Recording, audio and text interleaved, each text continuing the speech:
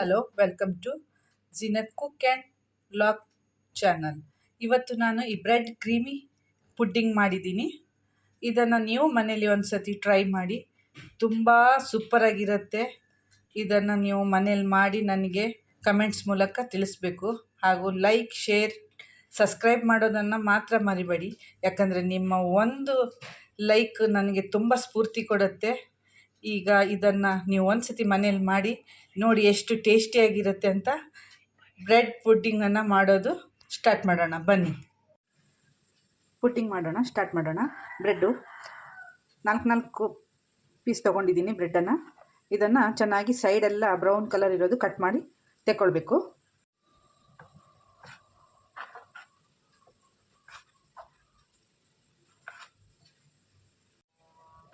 ನೋಡಿರಿ, ಈ ಪೀಸಸನ್ನು ಎಕ್ಸ್ಟ್ರಾ ಒಂದು ತೆಗೆದು ಇಟ್ಕೊಳ್ರಿ. ಅಂತ ಬ್ರೆಡ್ ಕ್ರಮ್ಸಿಗೆ ಯಾವುದಕ್ಕದು ಯೂಸ್ ಆಗುತ್ತೆ ಅದು.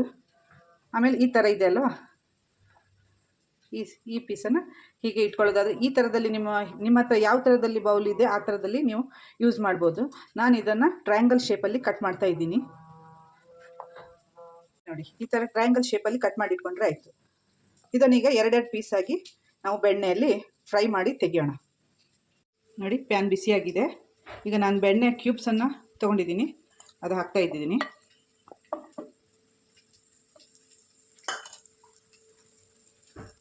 ಇಲ್ಲೇ ಸೈಡಿಗ ಈ ಬ್ರೆಡ್ಡನ್ನು ಡಬಲ್ ಮಾಡ್ಕೊಂಡು ಇಟ್ಕೊಂಡಿದ್ದೀವಲ್ಲ,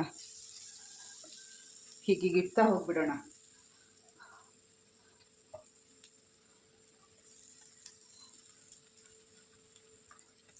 ಸ್ಪೀಡಾಗಿ ಇಡಬೇಡಿ, ಮೀಡಿಯಮ್ನಲ್ಲೇ ಇಟ್ಬಿಡಿ. ಯಾಕಂದರೆ ಅದು ನಿಧಾನವಾಗಿ ರೋಸ್ಟ್ ಆಗಬೇಕು. ನಿಧಾನವಾಗಿ ರೋಸ್ಟ್ ಆದರೆ ಸಾಕು ನಮಗೆ.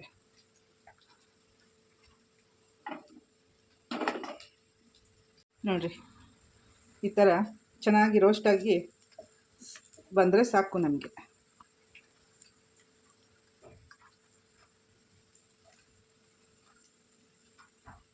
ತುಂಬ ಹಾಕಿಬಿಟ್ಟಿದ್ದೀನಿ, ಅದಕ್ಕೋಸ್ಕರ ತೆಗಿಲಿಕ್ಕೆ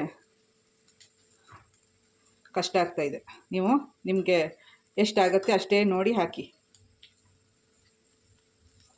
ಹೀಗೆ ಡಬಲ್ ಮಾಡಿ ನಿಧಾನ ಸಿಮ್ಮಲ್ಲಿ ರೋಸ್ಟ್ ಮಾಡಿ. ತಿರ್ಸಿದ ಮೇಲೆ ಇನ್ನೊಂದು 2 ಪೀಸು, ಯಾಕಂತ ಹೇಳಿದ್ರೆ ಅದು ಚೆನ್ನಾಗಿ ಈ ಕಡೆನೂ ರೋಸ್ಟ್ ಆಗಬೇಕಲ್ವಾ, ಅದಕ್ಕೋಸ್ಕರ ಒಂದು 2 ಪೀಸು ಈ ಕಡೆನೂ ಹಾಕಿಬಿಟ್ರೆ ಸಾಕು. ಇದ್ರ ಕೆಲಸ ಆಯಿತು. ಅದನ್ನು ಒಂದು ಪ್ಲೇಟಿಗೆ ಆಗಿದೆ ತೆಗೆದುಬಿಡೋಣ.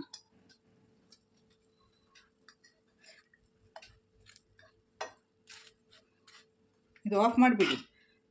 ಆಫ್ ಮಾಡಿ ಹೀಗೆ 2 ಪೀಸನ್ನು ಪ್ಲೇಟಿಗೆ ತೆಕ್ಕೊಂಡ್ಬಿಡಿ.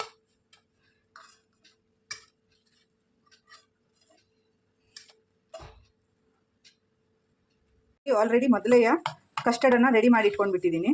ನಿಮಗೆ ಬರುತ್ತಲ್ವ ಕಸ್ಟರ್ಡ್ ಎಲ್ಲ ಮಾಡಲಿಕ್ಕೆ, ಅದೇನಿಲ್ಲ, ಈಸಿ. ಹಾಲನ್ನು ಬಿಸಿ ಮಾಡಿಕೊಂಡು, ನಾನಿದು 1/2 ಲೀಟ್ರ್ ಹಾಲು ತೊಗೊಂಡಿದ್ದೀನಿ. 1/2 ಲೀಟ್ರ್ ಹಾಲಿಗೆ ಚೆನ್ನಾಗಿ ಕುದಿಸಿ ಅದರಲ್ಲಿ ಸಕ್ಕರೆ, ನಮ್ಮ ಸ್ವೀಟ್ ಎಷ್ಟು ಬೇಕೋ ಅಷ್ಟು ನೋಡಿ ಸಕ್ಕರೆ ಹಾಕಿ, ಆಮೇಲೆ ಕಸ್ಟರ್ಡ್ ಪುಡಿ ಪೌಡ್ರನ್ನು ಒಂದು ನೀರಲ್ಲಿ ಸ್ವಲ್ಪ ಪೇಸ್ಟ್ ಮಾಡಿ ಇದಕ್ಕೆ ಹಾಕಿ ಈ ಥರ ನಾನು ಸ್ವಲ್ಪ ದಪ್ಪದಲ್ಲಿ ಇಟ್ಕೊಂಡಿದ್ದೀನಿ. ಯಾಕಂದರೆ ನನಗೆ ಲೇಯರ್ ದಪ್ಪ ಬೇಕು, ಅದಕ್ಕೋಸ್ಕರ ನಾನು ಈ ಥರದಲ್ಲಿ ಮಾಡ್ಕೊಂಡಿದ್ದೀನಿ. ನೀವು ಹೀಗೆ ಮಾಡಿ ಇದನ್ನು ಫ್ರಿಜ್ಜಲ್ಲಿ ಇಟ್ಟು ಕೋಲ್ಡ್ ಮಾಡಿದರೆ ಸಾಕು. ಇಲ್ಲಿ ನೋಡಿ, ಇದು ನಾನು ಹಾಫ್ ಬೌಲು ಇದು ತೊಗೊಂಡಿದ್ದೀನಿ ಶಾವಿಗೆ, ಸ್ಮಾಲ್ ಶಾವಿಗೆ. ಇದು ಈ ಥರ ಪ್ಯಾಕೆಟ್ ಬರುತ್ತಲ್ವ, ಈ ಥರದ್ದು ಶಾವಿಗೆ. ಇದನ್ನು ಚೆನ್ನಾಗಿ ಪುಡಿ ಮಾಡ್ಕೊಂಡಿದ್ದೀನಿ. ಈ ಥರ ಇಷ್ಟು ಸ್ಮಾಲಾಗಿ ಪುಡಿ ಮಾಡ್ಕೊಳ್ಬೇಕು. ಇದನ್ನು ಪುಡಿ ಮಾಡಿ ಒಂದು ಪ್ಲೇಟಲ್ಲಿ ಇಟ್ಕೊಂಡ್ಬಿಡಿ. ಬೌಲ್ ತೊಗೊಂಡು ನಾನು ಈ ಅಮೂಲ್ ಹಾಲು ಪೌಡ್ರನ್ನು ತೊಗೊಳ್ತಾ ಇದ್ದೀನಿ. 1 ಸ್ಪೂನು, ಇದು 2 ಸ್ಪೂನ್, ಇದು 3 ಸ್ಪೂನ್ ಸಾಕು. 3 ಸ್ಪೂನ್ ಸಾಕು. ನಂತರ ನಂದಿನಿ ಅವರ ಫ್ರೆಶ್ ಕ್ರೀಮ್, ನನಗೆ ಅಮೂಲ್ ಸಿಕ್ಕಿಲ್ಲ, ಅದಕ್ಕೋಸ್ಕರ ನಂದಿನಿ ಹಾಕ್ತಾ ಇದ್ದೀನಿ.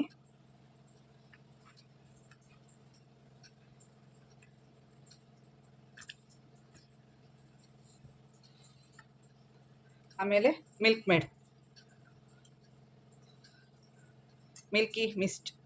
ಹಾಕ್ತಾ ಇದ್ದೀನಿ. ನಿಮ್ಮ ಸ್ವೀಟನ್ನು ನೋಡಿ ನೀವು ತಗೊಳ್ಳಿ. ನಿಮಗೆ ಜಾಸ್ತಿ ಸ್ವೀಟ್ ಬೇಕಂದರೆ ಸ್ವಲ್ಪ ಸಕ್ಕರೆ ಪುಡಿ ಮಾಡಿ ಕೂಡ ಹಾಕ್ಬೋದು ಇದರಲ್ಲಿ. ಆಮೇಲೆ ಚೆನ್ನಾಗಿ ಮಿಕ್ಸ್ ಮಾಡ್ಕೊಳ್ಳಿ ಇದನ್ನೆಲ್ಲ. ನೋಡಿ, ಈ ಥರ ಚೆನ್ನಾಗಿ ಮಿಕ್ಸ್ ಮಾಡ್ಕೊಳ್ಳಿ.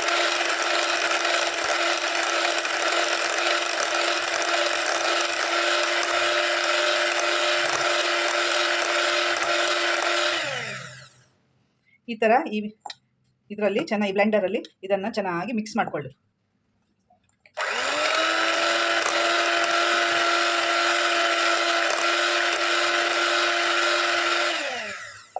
ಸಾಕು, ಇಷ್ಟು ಮಾಡ್ಕೊಂಡಿದ್ರೆ ನೋಡಿ. ಈ ಕಸ್ಟರ್ಡನ್ನು ನಾವು ತೊಗೊಂಡು ಕೋಲ್ಡ್ ಮಾಡಿದ್ವಿ ಅದು ಈ ಥರ ಆಗಿದೆ ಈಗ, ಜೆಲ್ಲಿ ಥರ. ಅದನ್ನು ನಾವು ಇದೇ ಥರ ಬ್ಲೆಂಡ್ ಮಾಡ್ಕೊಳ್ಳೋಣ.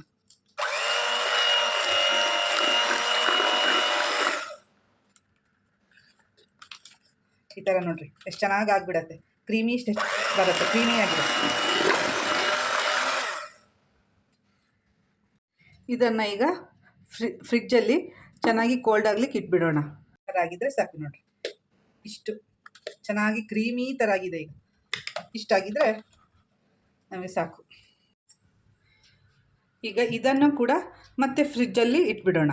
ಪ್ಯಾನ್ ಬಿಸಿಯಾಗಿದೆ, 1 ಸ್ಪೂನು ತುಪ್ಪ ಹಾಕೋಣ.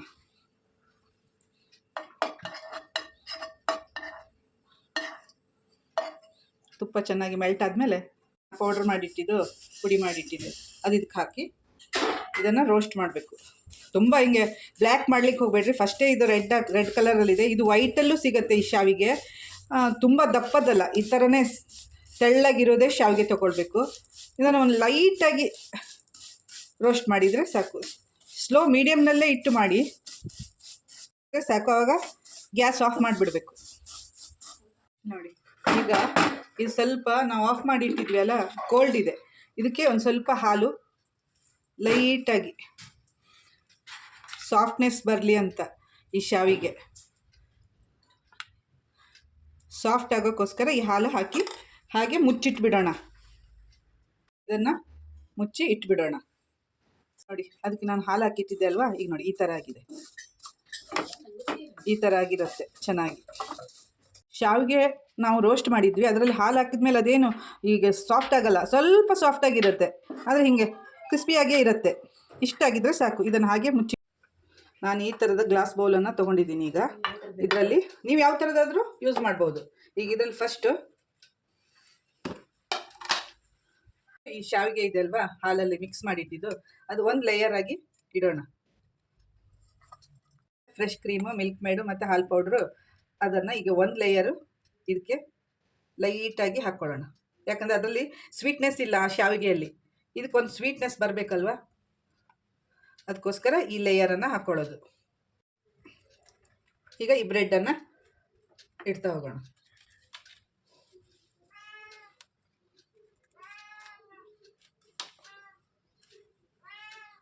ಈಗ ಇದ್ರ ಮೇಲೆ ಸ್ವಲ್ಪ ಹಾಲು ನಮ್ದು ಬಾಕಿ ಇದ್ದಿತ್ತಲ್ವ, ಅದನ್ನು ಇದ್ರ ಮೇಲೆ ಹೀಗೆ ಹಾಕಿಬಿಡೋಣ. ಆಮೇಲೆ ನೆಕ್ಸ್ಟ್ ಕಸ್ಟರ್ಡ್ ಇನ್ ಲೇಯರ್. ಕಸ್ಟರ್ಡ್ ನೋಡ್ರಿ ಜೆಲ್ಲಿ ಥರ ಆಗಿದೆ.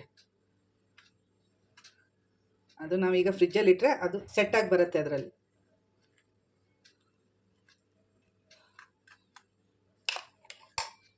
ಈಗ ಅದು ನೋಡ್ರಿ ಅದಾಯಿತು. ಈಗ ಅದ್ರ ಮೇಲೆ ಈ ಶಾವಿಗೆ ಲೇಯರನ್ನು ಹಾಕಿಬಿಡೋಣ.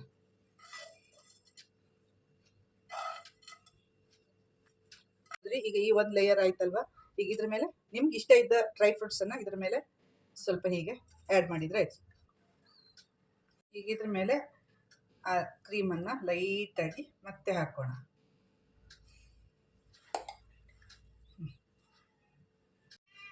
ಈ ಥರ ಆಗಿ ಇದನ್ನು ಫ್ರಿಜ್ಜಲ್ಲಿ ಇಟ್ಬಿಟ್ರೆ ಸಾಕು. ಫ್ರೀಝರಲ್ಲಿ ಇಡೋದು ಬೇಡ, ನಾರ್ಮಲ್ ಫ್ರಿಜ್ಜಲ್ಲಿ ಇಟ್ಬಿಟ್ರೆ ಸಾಕು. ಸ್ವಲ್ಪ ಹೊತ್ತು ಕೋಲ್ಡ್ ಆಗಿದ್ರೆ ಸೆಟ್ ಆಗಿಬಿಡತ್ತೆ. ಮಿನಿಟ್ಸ್ ಇದನ್ನು ಇಟ್ಬಿಟ್ಟು ಆಮೇಲೆ ನಿಮಗೆ ಕಟ್ ಮಾಡಿ ತೋರಿಸ್ತೀನಿ. ನಾನು ಅದ್ರ ಜೊತೆಗೆ ಈ ಚಾಕ್ಲೇಟ್ ಪುಡ್ಡಿಂಗೂ ಮಾಡಿದ್ದೆ ನೋಡಿರಿ. ಇದ್ರ ರೆಸಿಪಿ ಬೇಕಾದರೆ ಇನ್ನೊಂದು ಸತಿ ನಾನು ನಿಮಗೆ ಕಮೆಂಟ್ ಮೂಲಕ ತಿಳಿಸಿ, ನಾನು ಇನ್ನೊಮ್ಮೆ ನಿಮಗೆ ಇದ್ರ ರೆಸಿಪಿನೂ ತಿಳಿಸ್ತೀನಿ. ಈ ಥರದಲ್ಲಿ ಈಗ ಕೋಲ್ಡ್ ಮಾಡಿ ಫ್ರಿಜ್ಜಿಂದ ತೆಗೆದಿದ್ದೀನಿ. ಇದನ್ನು ಕಟ್ ಮಾಡಿ ತೆಗಿಯೋಣ.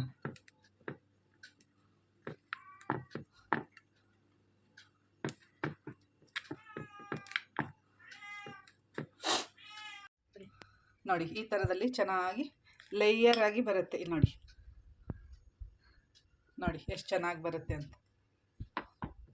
ಅದರಲ್ಲಿ ಲೇಯರ್ ಆಗಿ ಬರುತ್ತೆ ಆಗಿದೆ ಅಂತ. ಇದು ಸ್ವೀಟ್ ಇಷ್ಟಪಡೋರು ಇದ್ದಾರಲ್ಲ, ಅವರಿಗೆ ತುಂಬಾ ಇಷ್ಟಪಡ್ತಾರೆ. ಯಾಕಂತ ಹೇಳಿದ್ರೆ ಅಷ್ಟು ಟೇಸ್ಟಿ ಆಗಿರುತ್ತೆ ಇದು. ನೀವು ಒಮ್ಮೆ ಮನೆಯಲ್ಲಿ ಟ್ರೈ ಮಾಡಿ ನೋಡಿ, ನನಗೆ ಕಮೆಂಟ್ಸ್ ಮೂಲಕ ತಿಳಿಸಿ. ಇದನ್ನು ಟ್ರೈ ಮಾಡಿ ನೋಡಿ ನೀವು ಹೇಗಿದೆ ಅಂತ. ತುಂಬ ಇಷ್ಟ ಆಯಿತು. ನೀವು ಹೇಗಿದೆ ಅಂತ ನನಗೆ ಕಮೆಂಟ್ ಮೂಲಕ ತಿಳಿಸಿ. ಹಾಗೆ ಈ ಲೈಕ್ ಶೇರ್ ಸಬ್ಸ್ಕ್ರೈಬ್ ಮಾಡೋದನ್ನು ಮಾತ್ರ ಮರಿಬೇಡಿ.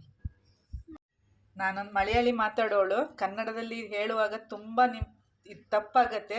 ನೀವು ಅದನ್ನು ಸರಿಪಡಿಸ್ಕೊಳ್ಬೇಕು. ಯಾಕಂತ ಹೇಳಿದ್ರೆ ನಾನಾದರೂ ಕಷ್ಟಪಟ್ಟು ಮಾತಾಡ್ತಾ ಇದ್ದೀನಿ. ನೀವು ನನಗೆ ಲೈಕ್ ಕೊಡಬೇಕು ಹಾಗೂ ಶೇರ್ ಸಬ್ಸ್ಕ್ರೈಬ್ ಮಾಡೋದನ್ನು ಮರಿಬೇಡಿ. ಬಾಯ್ ಬಾಯ್.